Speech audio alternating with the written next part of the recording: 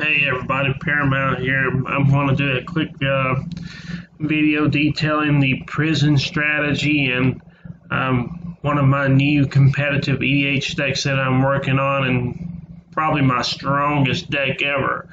But I wanted to teach the rest of you about the prison archetype in competitive EDH. Now, there's very few people who pilot this strategy and even know how to brew it correctly. And it is for the expert. And it's a very difficult archetype to learn and to brew with. And I'm going to be demonstrating how that archetype works and what some of the deals are. And it's not to be confused with stacks and rule of law stacks and rule of law control and similar decks, as well as the prison control archetypes. You'll see that there's very big differences between those decks and how this deck works. Okay, so the first thing about prison is that it's made up of a combination of cards. Number one, there's taxation spells. I'm going to pull out some of those and show you what I mean. And okay, for example, Nether Void, Thorn of Amethyst, and Spear Resistance. The idea is if you have some surplus mana, and or let's say maybe a dork or something like that, or a dork or two. Well, I'm going to show you how it works. And you have some surplus mana, you're going to get ahead of your opponents because you play the spear, and you'll have the extra mana while not being the first one to pay the tax. So you'll get put behind on casting all of your spells while the prison player gets ahead. As well as the prison player is extremely good against decks that are non-green because it uses creatures, staple, artifact mana, and enchantments to produce the mana for the cards. The next important thing with prison is going to be the artifact denial. We're not denying them artifacts, we are simply denying them the mana from the artifacts. And it's important to understand that the way that prison works, it works by denying the opponent's mana and the ability to produce moves and make actions, and essentially lock the opponent out of play and then take advantage of that. And it is a lockdown style of strategy. The goal is to lock out the opponents, not win like stacks, combo, helod, decks do, and all of that. It's a hardcore lockdown strategy. It's important to note that as well.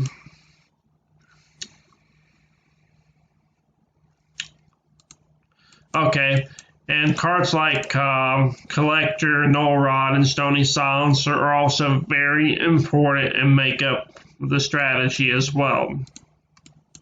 Now, the way this works is that my opponent played a land and say Mox Diamond, and he has Mana Crypt.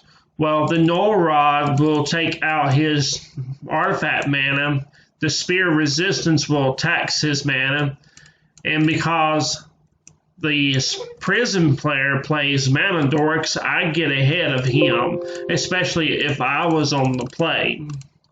Or I had fast mana, I played Null Rod to take out his artifact mana, and then I played a creature dork, I'm going to get ahead the next turn. Okay, the next important part of the prison strategy is having effects that prevent the untap of permanents. Okay, I'm going to demonstrate what we're talking about there. And you'll probably wonder why, say my Ooze Box Reanimator deck does not play some of these cards, but it plays some of the other ones. And I will go over that in just a moment as well. I'm looking for, where is it?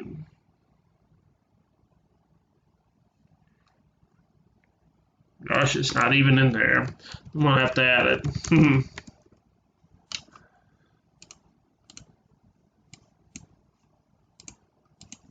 Thought I had it in there. Guess not.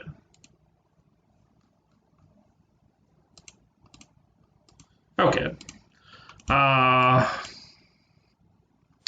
And it's not just those kinds of on-tap effects, but I'm going to pull out all of them. And you don't use every single one of them. Some you will not use anyways. But I just want to get the main ones out there. Okay. So we got our spears.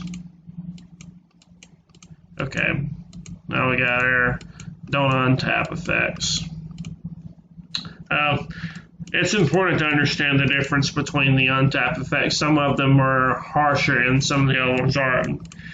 The ones that are pretty much critical to the strategy would be Winter Orb and Static Orb and Rising Waters. The rest of them, you need to make sure that you have some aggressive untap effects to keep them consistent and more hard lock out the table.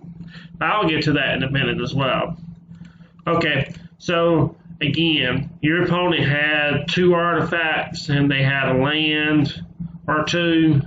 Now they're taxed by the taxation and they can't use the artifacts, and you're getting the head because of the Mana Dorks and Mana Crypt.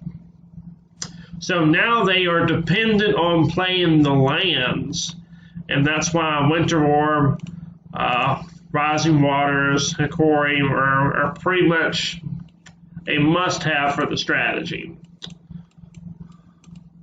These are important. Okay. Those are important to keeping the lands from being used multiple times. Okay.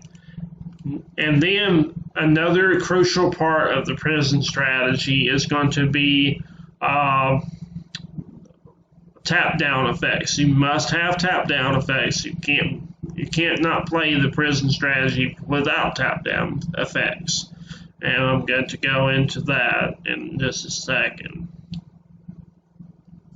And you'll see the whole picture, how it all comes together.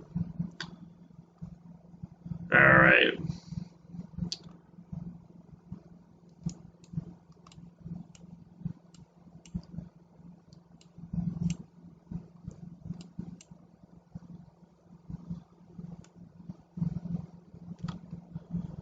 Oh, and I just wanted to credit Glix with coming up with most of this stuff. If it hadn't been for Glix figuring out some of the stuff and brewing the archetype to begin with, it really would have never been as complete and perfectly developed as it is today.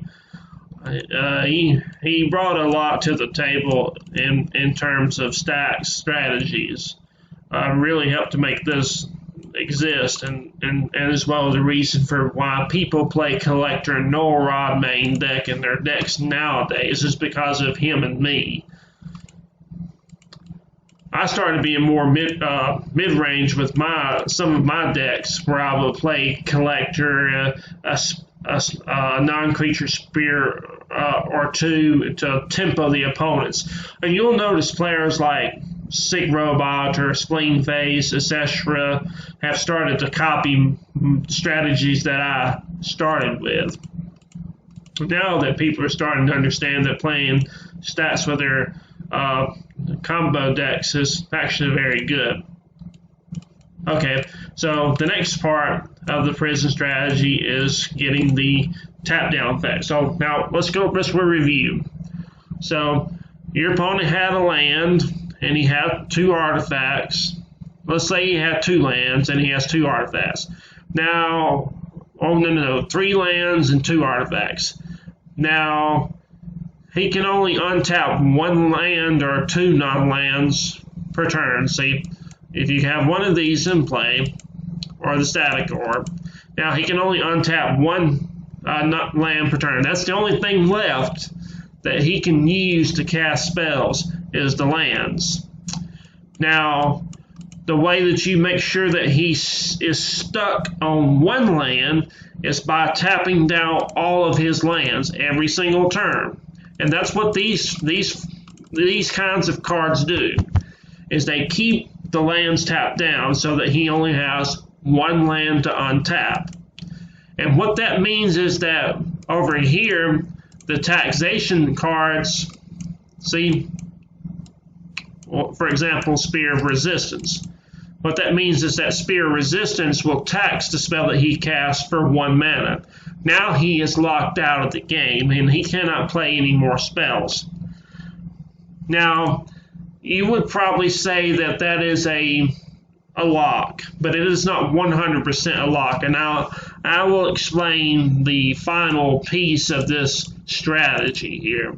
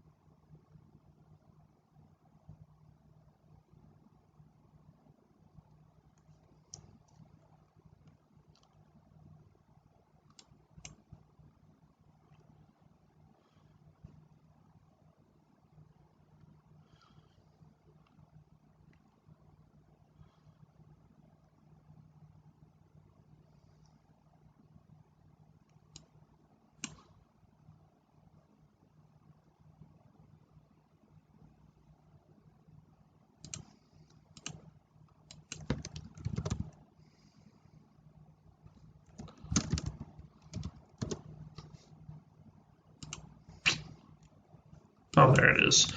Okay, the final piece of the lock is that you'll notice that when they have those 3 lands and they have 2 artifacts, and I'm going to demonstrate what I mean in just a second.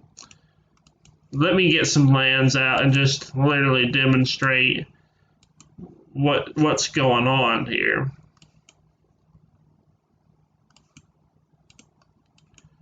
Okay, so your opponent has this for their mana to cast their spells, and that's all of their spells. So they can't use their artifacts because of the anti-artifact effects. And then they can only untap 1 land per turn, and the only way that they can try to get around this lock is to play another land. See, like that.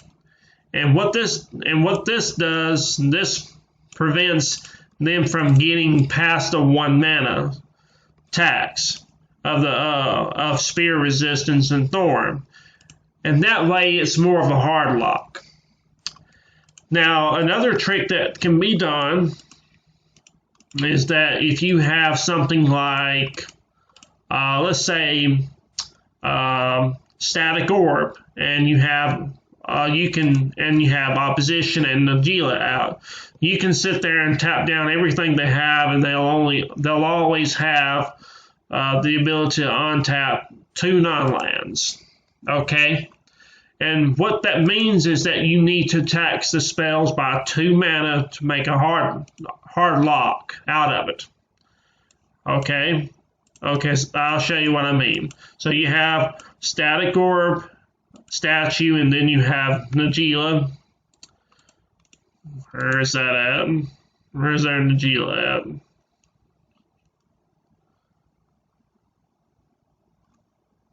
at? Can't even find it. I think I forgot to include it in the sideboard. But anyways, and Najeela, the Blade Blossom, Static Orb, and God Pharaoh statue. And opposition is included. It's a 4-card lock. Okay, the way it works is that you tap an untapped creature you control to tap target artifact, creature, or land. And at the beginning of their upkeep, you'll take your extra tokens and tap down their lands. And then they can only untap 2 non-lands on the next turn. And then they have only 2 mana to work with. So statue becomes a very, very powerful lock with opposition, Najeela, and Static Orb. Okay. Now, of course, you'll probably say, well, but it is easy to get out of the lock. Well, that's not true at all. And some people argue that cards like Mana Dorks and stuff make their decks make it easy to beat these kind of strategies. Well, that's also not the case either. And we do have answers to things like that, because it does happen that some people, some times that they have a bunch of Mana Dorks and such, and there are answers to this. And I'm going to demonstrate some of those answers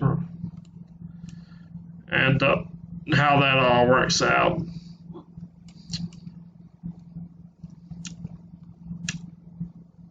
And then we'll go over the last part of the some of the other things about the prison deck and how it works, and some important things to understand about the strategy.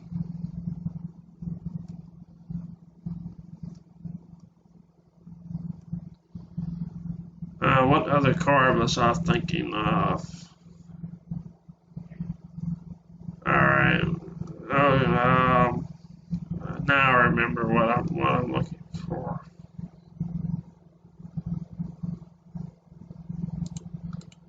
Can't seem to find the card.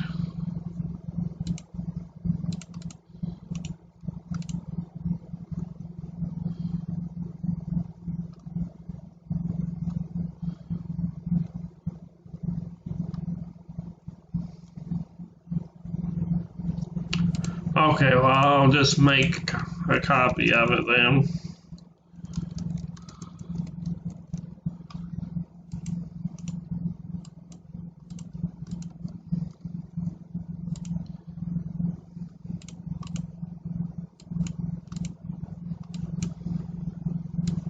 Okay, so if they do have a whole bunch of Mana Dorks, the only way that they can really beat the prison strategy is by having Mana Dorks, and that's the only way. So we have some answers to beat the Mana Dorks of our opponents. We can play Fire Comet, Phyrexian Verge, Yamath 3 in position with Najeela, sacrifice the tokens, and kill their Mana Dorks. And Linvala, Keeper of Silence, so that they don't get the mana from them. Okay? And that will solve that. Now, it's important to understand that for the prison strategy, it does not consist of card effects like Blood Moon. It does not consist of card effects like Cursed Totem. It does not consist of card effects like Land Destruction. None of those effects make the prison strategy. The prison strategy is based on playing null rod effects, taxation, lands don't untap effects, and tap down effects. And it includes cards that help support and make that into a lock. And then there will be some hard locks that you can do, like you can do stasis locks, you can do static orb locks, things like that to make it more easier to just to hard lock your opponent out of the game. And then finally, there's going to be some kind of offhanded hate that you can run that will help kind of solve some side problems and kind of keep them from doing any odd moves. But in most cases, it's not that necessary anyways. especially with all the taxes and everything that you have. The main goal is to try to keep them off their mana. And you have things like Void Mirror to counter their 0 mana spells. You have Chalice of the Void. You can pop it on 0 and keep them off Jeweled Lotus and Moxes. These are really great cards. And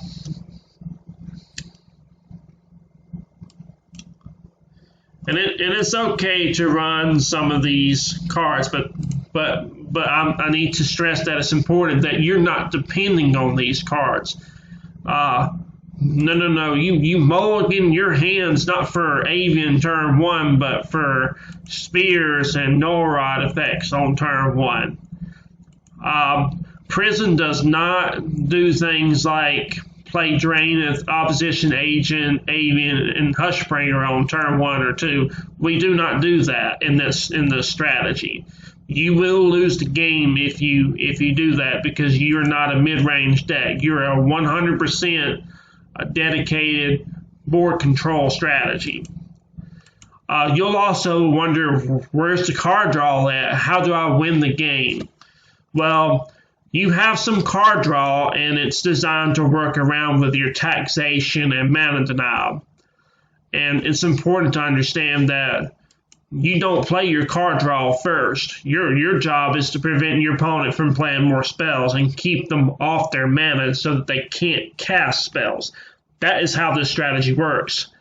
And another thing is that some people think that you have to play Rule of Law effects with the Prison decks. You do not ever play Rule of Law effects in the Prison archetype. I don't care if it's Legacy or Vintage or whatever.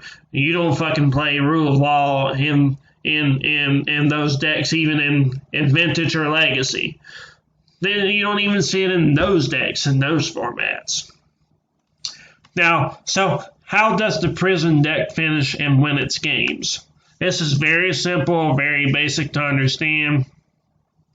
And so once you have the lock, or it's like 75 to 90% locked or just 100% locked, you can simply just beat your opponents with combat damage or Nagila, or use one of the infinite combos like Nature's Wheel, Derevi, or you can use Druid's Repository and go infinite mana. Notice that Nature's Wheel also goes infinite with Nagila. And that's important to realize, that Nature's Wheel works with the Prison strategy and also wins with our commander. So that's how you win the game. The plan A is to lock them out. There is no plan B or C. And then when you lock them out, you work towards ending the game. Let's go over some important things again. You do not play card draw effects first. You don't play any of the offhanded hate effects first. You always play taxation, no rod effects, and then tap down, or enters tapped effects, and then the taxation. Your job is to keep them off the mana so they can't cast spells. That's how you win the game. You do not ever play Rule of Law effects. You don't play Color Screw. There's no Blood Moon, no Infernal Darkness in Prison decks. That's a mid-range card. That's for stacks. That's for stacks combo. We don't do that. We work on making sure that they have no mana to cast any spells, not even a mana rock. This is also important because our deck also works around mana dorks, and people can play wipes to kill off our mana dorks, and that's why it's important that you have to keep their mana down so they can't cast a spell. Now, is this strategy invincible? No, it's not invincible, but it's incredibly powerful. There are some things that can potentially beat the strategy, and that is if they get a lot of mana dorks, or they have Force of Beaker, or they simply just counterspell everything that you play anyways and sit there and just hammer you. The deck can lose to that, but there are some outs and ways to negate all that. One of the cards that I like is called Sun Titan, and whenever it enters the battlefield or attacks, you may return target permanent card with a mana value 3 or less from your graveyard to the battlefield. I also like it because they can get Tanglewire back. Chalet Voice of Plenty can help protect your creatures and stuff from removal. It gives them hexproof. It's important to, and also you can run cards like Mana Web and Tectonic Instability and War's Toll, but you want to use the one-sided ones, not Tectonic Instability, but you want to use like War's Toll and Mana Web to help tap down your opponent's lands and not tap down your own lands. You want to keep your lands so that you can keep casting spells. Okay, all right, that's a wrap. I'm almost out of breath. I hope everyone learns a lot about the prison archetype, and I'd like to thank Glix for creating this archetype to begin with. He did that a very long time ago, and was working with me on stack strategies, and he was learning about it and helped brew this incredible new strategy.